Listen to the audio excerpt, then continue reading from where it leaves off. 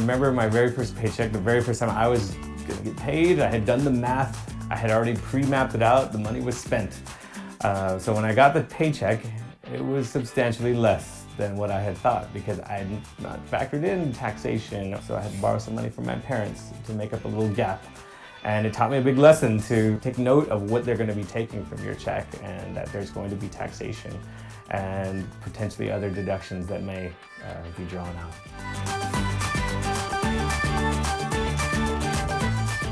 Gross pay is what your established hourly wage is. So saying they're going to pay you $10 an hour, and you might expect to get $10 an hour. Over here, her gross pay says that she made $450 for this period. So you would expect $450, but she's actually getting a check for $418, which is the net pay. So the net pay is what you actually receive.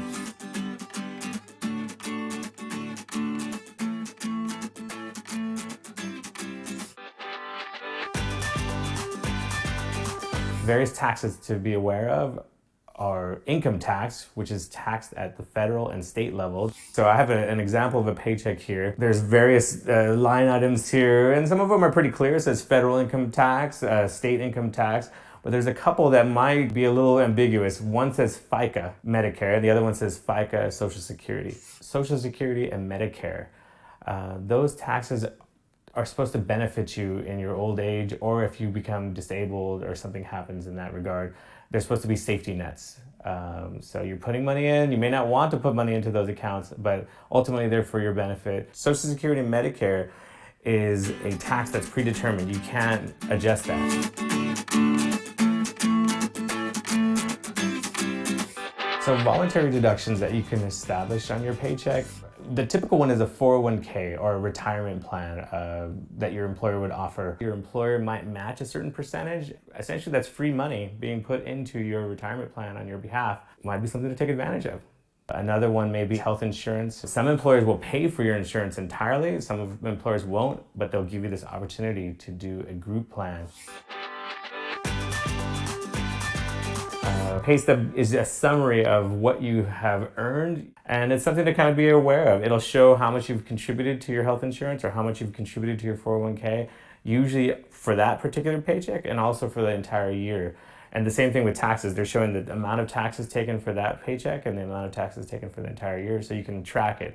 And it's important to kind of pay attention to both, to see how much you're doing, how well you're doing this particular pay period. Did you work more hours or less?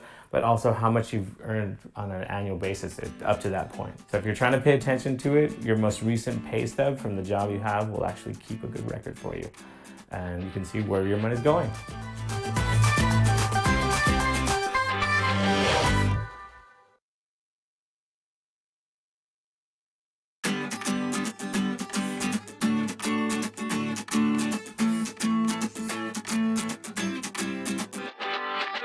We save so that we can be ready for the future, so that we can be ready for life's expected and unexpected circumstances. An expected situation would be you want to buy a car.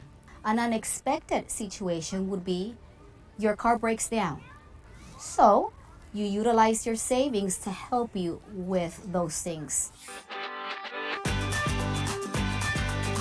When you take on debt at a bank by way of a loan, you're paying back the bank the money you borrowed and you're paying them interest. Savings is the exact opposite of that because they're paying you dividends on your deposit. You, in fact, have become the lender to the bank. They're paying you back each and every month. Starting a savings account is very important.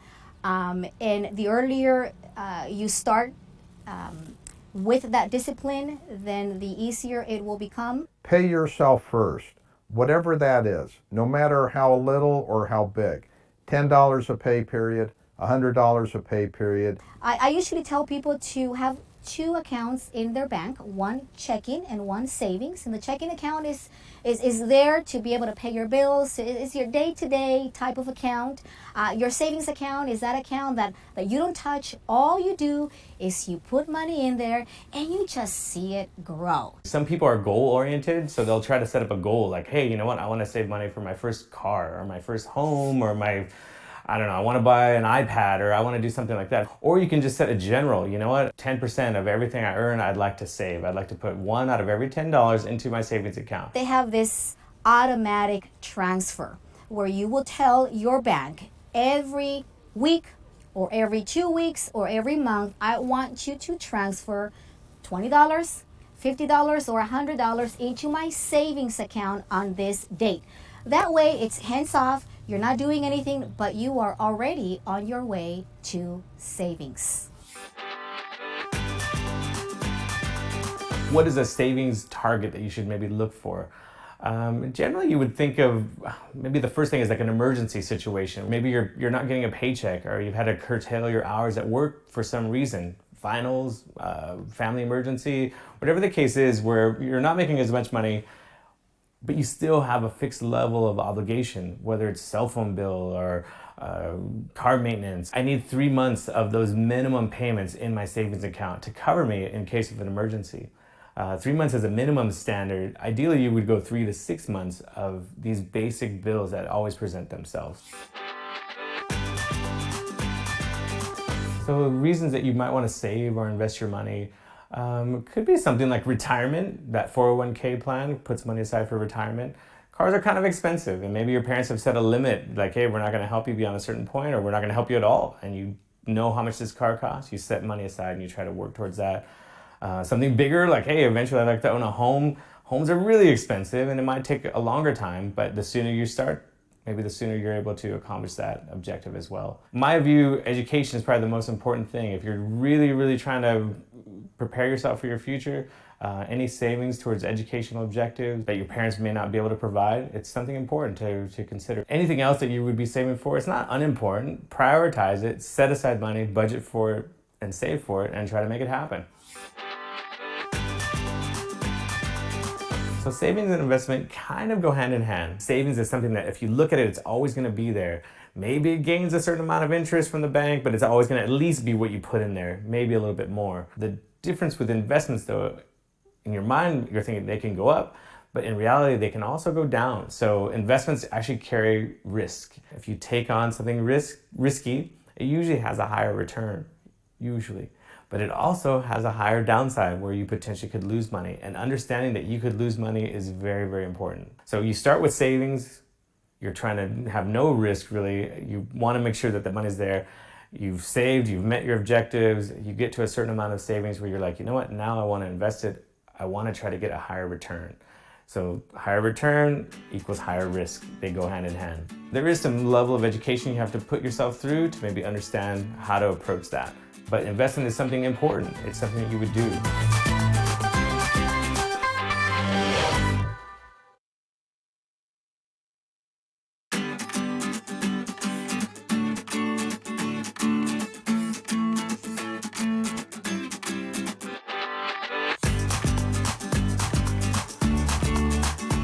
A debit card is this.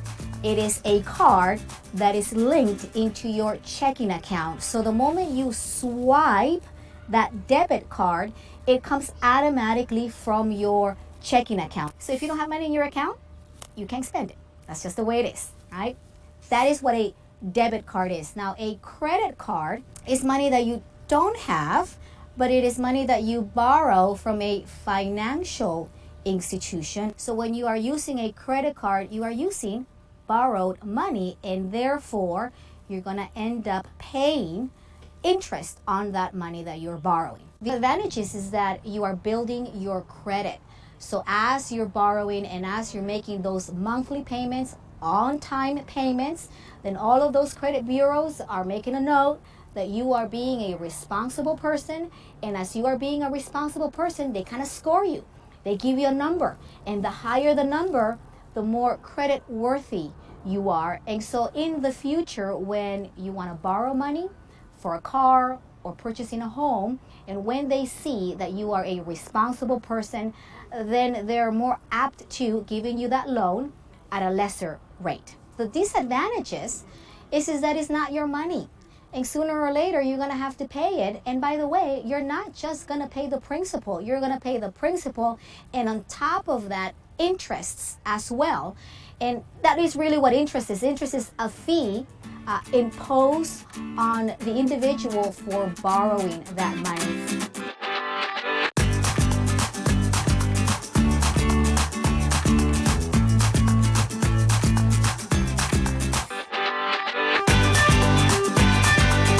Our membership can keep track of their spending patterns by way of home banking. That's a secured internet website link that they can go directly to 24/7, 365 and see exactly what their available balance is in all of their accounts, not just their checking account, but their savings account, their credit card balances.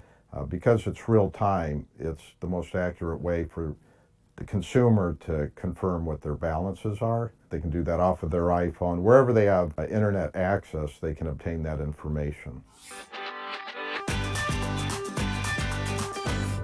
Change your password frequently. Don't click on links in emails or texts from your bank. Don't send personal info through email or text. Use official bank apps rather than the phone's web browser. The criminals can send out thousands of these bogus, fraudulent alerts. The email blast is all the same. We're your bank and we're suspecting you've got identity theft on your ATM card. And so we're going to close down your ATM card in the next hour unless you respond to this text message or unless you call this phone number, which is a throwaway phone that they picked up. And if they can get one or two people to respond by compromising their own account and providing their account number, their PIN number, their name, the expiration date on the card, these thieves are hugely successful. No financial institution would ever ask you for that information because they already have it on their computer. So they're what the industry calls phishing. They're phishing to get this information. So we always tell our members, we as a financial institution will never ask them for that information. And if they get it, they should delete it and notify us, because if you provide that information, they will empty your account again at the speed of light. And if ever you doubt your card's been compromised, I always tell our members, look on the back of your card. Every financial institution has their phone number. So you can always call that phone number on your card to determine if you are a potential identity theft victim. Beware of copycat websites. They may have similar URLs to your bank, but with a typo. Learn your bank's security features. Look for the lock icon to verify the site is secure. Keep track of your phone. Utilize security features like passcodes. Don't use public networks. Switch your device to cell data while checking your accounts.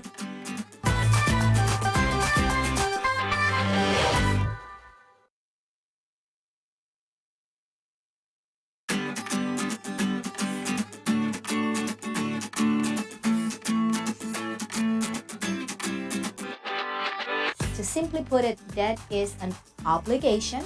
It is an agreement that you choose to enter, and the agreement basically says, I am going to pay for this obligation. So look at a debt as that, as an obligation. It comes in various forms. You can incur debt by borrowing from a credit card, by financing a car, by purchasing a home. If you need a $100 loan, we will loan you the $100. That's the principal. We expect you to pay it back with what we call interest. I have to pay our depositors that made the deposit, which enabled me to loan you the money. That's what interest is all about.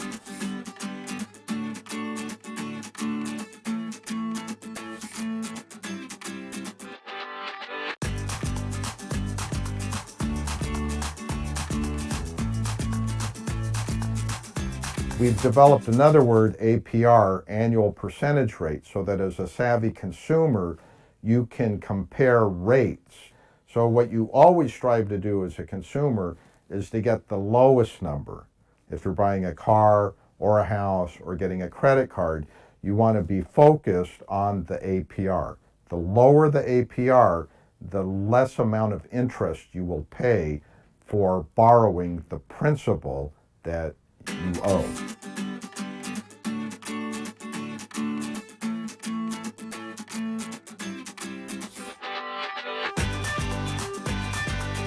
There's good debt and there's what I call bad debt. Good consumer debt, in my opinion, is if you're going to buy a car, you buy a car today, you finance it over 2 or 3 years. At the end of the 3 years, you own it. The same with a house. It's a much bigger purchase. But over the period of time, if you stay in the house long enough, that home loan will be paid off. Those are good debts to take on. The bad debt, in my opinion, is where consumers go out and they buy a $5 coffee at the local coffee store. And then for lunch, they go to the sandwich store and spend $10 on a sandwich. And they put that on their credit card too. At the end of the day, you don't really have anything to show for it. You've consumed the cup of coffee and you just finished the Subway sandwich, but you're financing it for the next 2 or 3 years. That, in my opinion, is not good debt. Debt can be used for productive purposes and has a useful place in one's life, but just like everything else in life, it needs to be used in moderation. Consumers need to be careful about taking on too much debt. Financial institutions encourage people to take on debt because income to the bank is derived from consumers being in debt. Some banks will actually target young consumers, especially in the colleges, providing them with what ostensibly looks like a free credit card, but in reality, you end up paying for it. You can easily max out that card and hit the limit of $2,000, $3,000, $4,000 within days of your acquisition, because it's quite easy to swipe the card through the device, but the execution of paying that money back can be a real challenge. The consumer needs to be vigilant and not live beyond their financial means, which is easier said than done, especially today where everybody wants immediate gratification.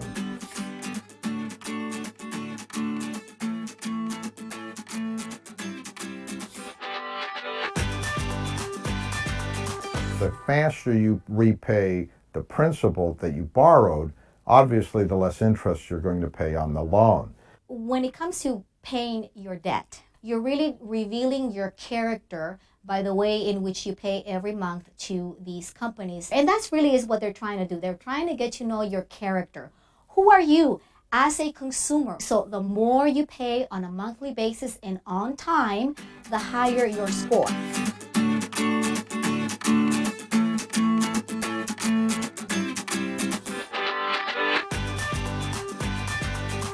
Missing and late payments. The big consequences there is that your credit score will go down. And if that is the case, then you might find yourself in a pickle. You might want to finance something, and because you have missed payments or you're not making any payments, then no one is going to want to lend you any money. Or some institution may lend you money, but instead of lending you the money at 3%, they're going to look at your credit and they're going to say, well, you've missed this many payments. Well, you had some trouble before, so we'll lend you some money, but it is going to be at a higher interest rate. You're going to end up paying more for that $1 that you are borrowing. On the other hand, if you're in a position where you can't make the payments, call them. You can explain your situation. You're having a difficult time making the payment, and 99% of the time, you can negotiate a new repayment plan with your creditor, with your lender, so that you can get out of debt and be responsible in repaying the principal that you borrowed.